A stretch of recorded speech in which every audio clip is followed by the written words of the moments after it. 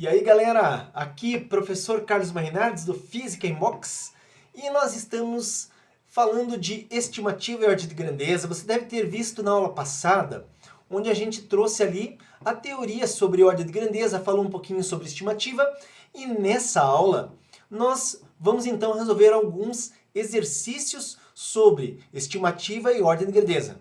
Então, antes da gente começar, dá um like para nós, ajuda o canal e também, se tiver mais gente aí que precisa estudar esse assunto, dá um toque para o seu colega vir estudar aqui com a gente. Se você não está inscrito, também se inscreve para saber de todas as nossas aulas, que nós vamos lançar muitas aulas aí ao longo desse ano, beleza? Então vamos lá, estimativa e ordem de grandeza, primeiro exercício.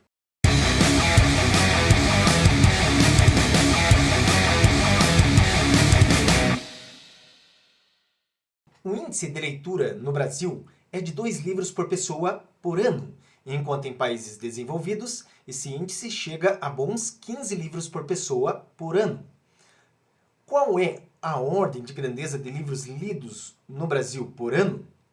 Qual será essa ordem de grandeza quando atingirmos os índices dos países desenvolvidos? Então vamos lá, moçada, olha só, nós devemos determinar a ordem de grandeza do número de livros que se lê no Brasil por ano, sabendo que cada pessoa lê 2 livros no ano. Bom, aqui é estimativa total, então a gente precisa primeiramente estimar a população brasileira. E é claro que a gente, há muito tempo eu escuto que o Brasil vem ali com 170, 180, 190. Então vamos fazer uma estimativa que nós temos uma população de 200 milhões de habitantes. Veja que aqui, numa questão de estimativa, não importa muito se é 200 milhões e uns quebrados, ou se é 201, 202, 203. Então a gente traz aí para um número, até dá para dizer um número redondo, 200 milhões de habitantes. Então qual é a linha de raciocínio? A linha de raciocínio é 200 milhões de pessoas multiplicado por 2 livros por pessoas. Observe que aqui a gente está usando a regra do encadeamento para a transformação de unidades. É um raciocínio que eu já apresentei algumas aulas aí para vocês. Então vamos lá, observe que pessoas pode ser simplificado com pessoas e nós vamos ficar ali com o número de livros. 200 milhões multiplico por 2 e eu tenho 400 milhões de livros. Não sei se você lembra da aula passada, mas a gente pega esse 400 milhões de livros agora e escreve em notação científica. Vamos fazer isso? Então nessa nova tela, veja lá, 400 milhões de livros lidos. E agora nós transformamos isso aqui em notação científica. 400 milhões, 4 vezes 10 oitava, como eu fiz. Observe que aqui eu trouxe uma vírgula aqui de trás, do último zero para trás do 4. Foram 8 casas transportadas para a esquerda. Por isso 4 vezes 10 oitavas. Vem a fase agora da comparação. 4, que é o multiplicador, é maior que a raiz de 10, que é 362. Sendo assim, a ordem de grandeza aumenta 1. Uma unidade aqui no expoente, então a notação científica vai passar de 10 à oitava para 10 à nona. Então, é só você comparar aqui, eu circulei, 10 à oitava passou a ser 10 à nona, por quê? Porque o multiplicador supera a raiz de 10. Vamos lá, uma segunda questão. Não é, agora é 15 livros por habitante. Vamos ver esse cálculo? Então, olha só, a população brasileira já vimos na nossa estimativa 200 milhões de habitantes. E nós temos 200 milhões, 15 livros por pessoa. Isso dá, no caso aqui, simplificando pessoas com pessoa, vai dar o número de livros. São 3 bilhões de livros. Próximo passo, escrever isso em notação científica. Então, 3 bi é 3 vezes 10 à nona. Compara 3 com a raiz de 10 é menor do que 3,162, que é a raiz de 10. E nesse caso, não vai mudar a notação científica aqui, vai ficar 10 à nona. Então a ordem de grandeza é 10 à nona. Observe que não houve mudança, certo? Então, tá aí. Você pode a princípio achar que isso aqui é muito polêmico por causa da estimativa que foi feita, 200 milhões de pessoas. Se pegasse um número menor de pessoas, por exemplo, já poderia mudar totalmente esses resultados. Mas a ideia aqui é justamente tentar buscar, né, pelo menos na concepção de quem vai fazer esse cálculo, a melhor aproximação possível para aquela quantidade que está sendo vista, tá? Um pneu de automóvel tem duração estimada de 50 mil milhas. Em ordem de grandeza, quantas voltas ele fará durante sua vida? Nessa questão, então, nós temos ali a informação, né, que o tempo de vida do pneu ali é 50 mil milhas. Já começo lembrando que cada milha tem 1,6 quilômetros, certo?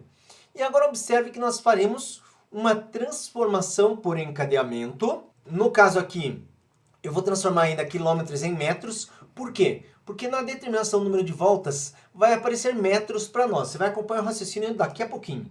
Então vamos lá, primeira transformação, 50 mil milhas, que é a duração estimada do tempo de vida do pneu em metros. Então, 50 mil milhas, olha só a regra do encadeamento. O que eu faço? Uma milha, 1,6 quilômetros. Observe que aqui milha no numerador, milha no denominador, para poder simplificar. Aí o que acontece?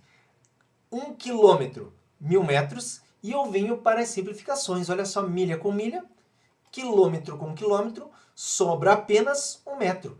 Quando eu multiplico 50 mil vezes 1,6 vezes 1000, eu chego a 80 milhões de metros. Então, um pneu em metros tem uma vida estimada para percorrer 80 milhões de metros. Agora vamos lá na sequência.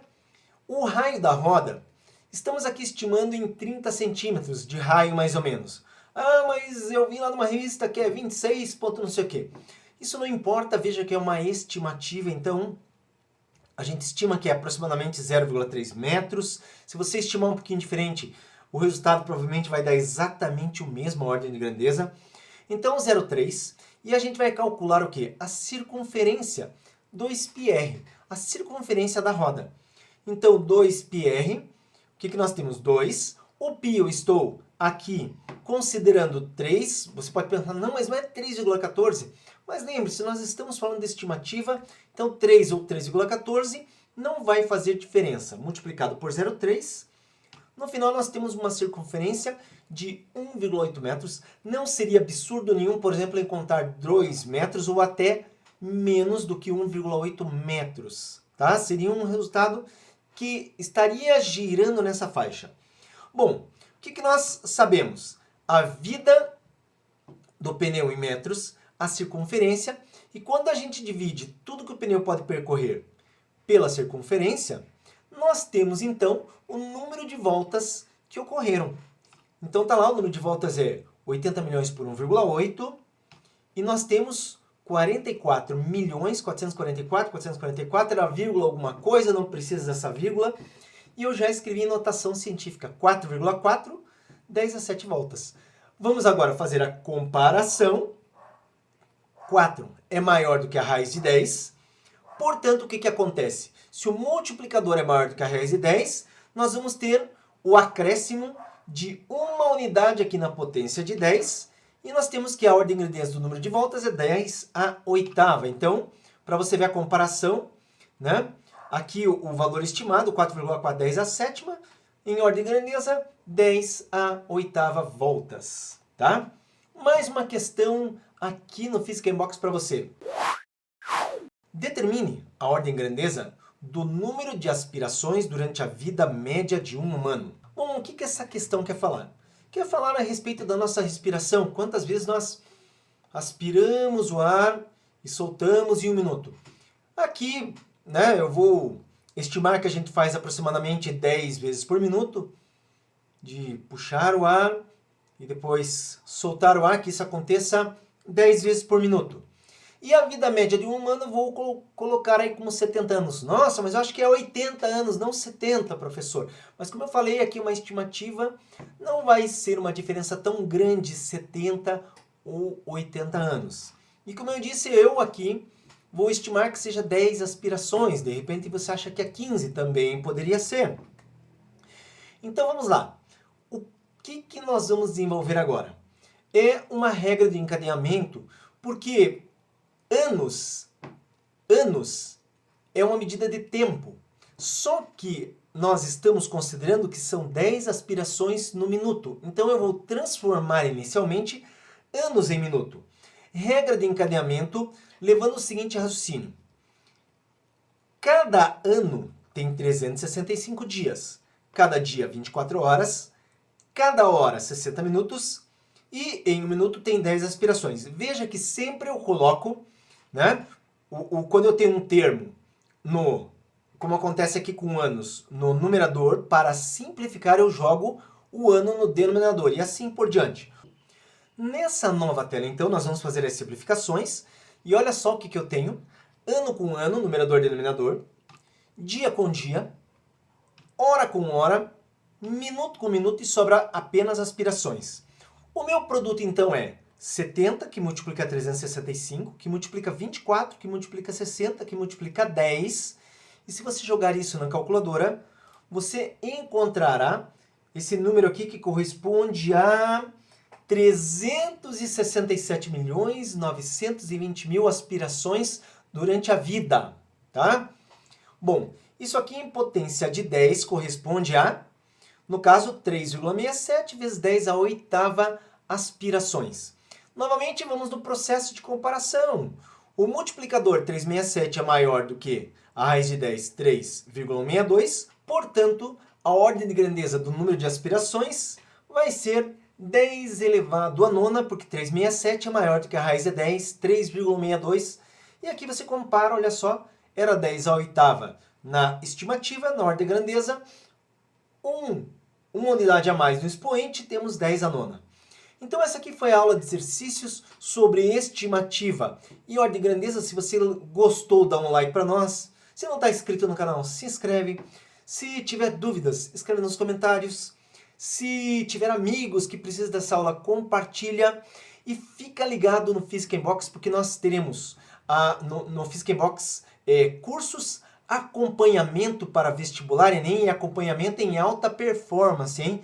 Em breve eu vou explicar como isso funciona. Fica ligado, tá? Foi muito bom ver você por aqui. Até o próximo vídeo.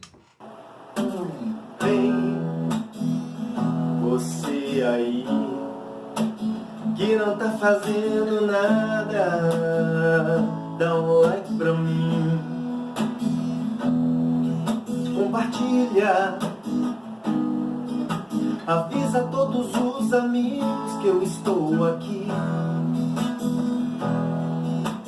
Se você não tá fazendo nada, dá um like pra mim. Mas se você não tá fazendo nada,